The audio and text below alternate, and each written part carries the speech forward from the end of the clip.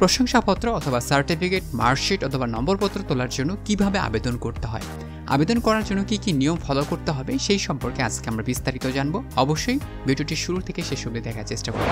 So hello my dear student, welcome to my YouTube channel accounting fighter. I hope you are all fit and fine. So dear student, এই পর্বে আমরা জানবো প্রশংসাপত্র বা certificate বা নম্বরপত্র বা মার্কশিট তোলার জন্য কিভাবে আবেদন করতে হয়। অনেক সময় আমাদের কলেজ শেষ করে আমরা যখন বিভিন্ন কলেজে যাই পড়াশোনা করার জন্য, হায়ার স্টাডি করার জন্য, অথবা ভর্তি বাতিল করার জন্য, অথবা কলেজ ট্রান্সফার নেওয়ার পর আমাদের সার্টিফিকেট অথবা প্রশংসাপত্র অথবা মার্কশিট তোলার জন্য প্রয়োজন হতে পারে। তখন কিভাবে তুমি আবেদন করবে তোমার কলেজ শাখায়, এবং কলেজ শাখায় আবেদন করার মাধ্যমে তুমি কিভাবে তোমার এই কাগজপত্রগুলো কালেক্ট করতে পারবে সেই সম্পর্কে আজকে আমরা আলোচনা করব।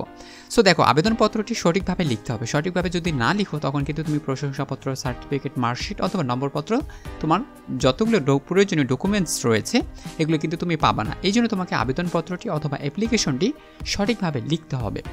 সো সঠিকভাবে লেখার জন্য অবশ্যই ভিডিওটি শুরু থেকে শেষ অবধি দেখো, তাহলে তুমি বুঝে যাবে। দেখো, প্রত্যেকটা আবেদনপত্র লেখার জন্য প্রথমে অবশ্যই তারিখ থাকতে হবে। তারিখটা তোমাকে অবশ্যই দিয়ে দিতে হবে, ঠিক আছে? সো তুমি প্রথমে কি দিবা? তারিখ দিবা। তুমি যেই দিন লিখবা অর্থাৎ সেই দিনের, অথবা তুমি তার আগের দিনের তারিখটা দিতে পারো। তারপরে দিবা হচ্ছে বরাবর। বরাবর তোমাকে অবশ্যই প্রত্যেকটা আবেদনপত্রই লিখতে হয়। এটা আমরা ছোট থেকে শিখে এসেছি। ক্লাস 6 থেকেও যদি বলি 3, 4, 5, 6, এখান থেকে ক্লাস 12 অবধি আমরা কিন্তু পড়াশোনা করেছি যে বরাবর দিতে হয়। সো তুমি বরাবরটা দিবা।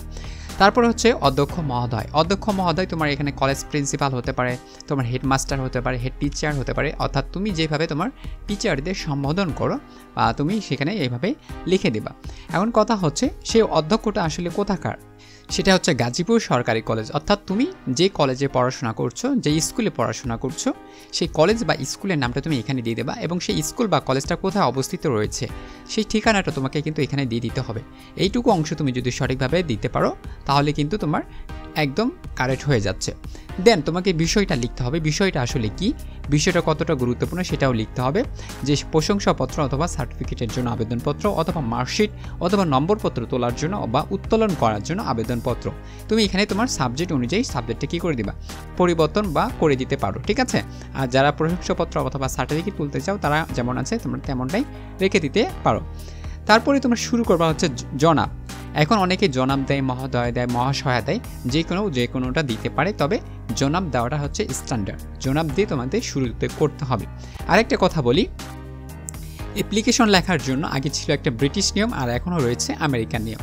সো ব্রিটিশ নিয়মে আমরা আগে দেখতাম যে জনাব, তারপর হচ্ছে বিনীত নিবেদন, এগুলো কিন্তু এই সাইডে এখান থেকে শুরু করা হতো বিনীত নিবেদনটা। বাট আমেরিকান স্টাইলটা হচ্ছে তোমাকে সবগুলো বাম সাইড থেকে কি করতে হবে, শুরু করতে হবে, অর্থাৎ তোমাকে এই সাইড থেকে সবগুলো লেখা শেষ করতে হবে। বাট আগে যেটা ছিল ব্রিটিশ নিয়মটা, সো ব্রিটিশ নিয়মটা ছিল হচ্ছে এইদিকে কিছুটা অংশ, এইদিকে কিছুটা অংশ, এইদিকে কিছুটা অংশ, এইদিকে কিছুটা অংশ ছিল, তাই তো?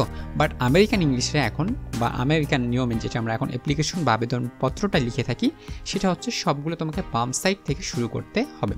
সো তুমি লিখে দিলাম জনাব। তারপর হচ্ছে জনাবের কাছে বিনীত নিবেদন, এই যে আমি আপনার প্রতিষ্ঠান থেকে 2023 সালের এসএসসি বা দাখিল পরীক্ষা অংশগ্রহণ করে, যারা দাখিল বলতে যারা মাদ্রাসা থেকে পড়াশোনা করেছে, অংশগ্রহণ করে কর্তৃত্বের সাথে উত্তীর্ণ হয়েছি।